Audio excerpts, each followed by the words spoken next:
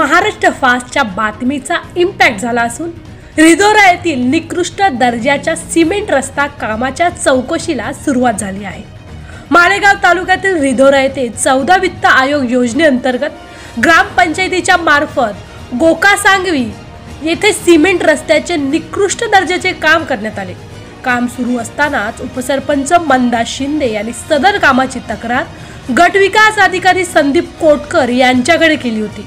मात्र गट विकास अधिकाऱ्याने एका जिल्हा परिषद सदस्याच्या राजकीय दबावाखाली पडत तक्रारीला केराची टोपली दाखवली असल्याचा आरोप गावकऱ्यांनी केला।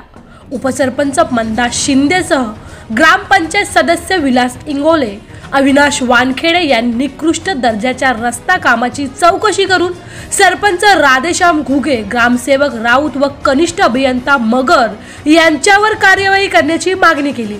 अन्यथा प्रजासत्ताक दिनाच्या पूर्वसंध्येला आत्मदहन करण्याचा इशारा दिला।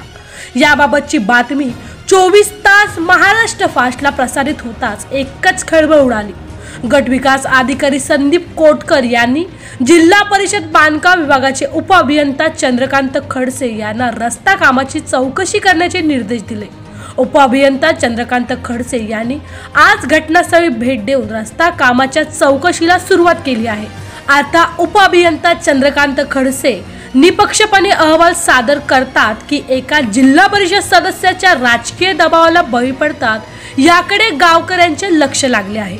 24 तास महाराष्ट्र फास्टसाठी विनोद तायडे, वाशिम।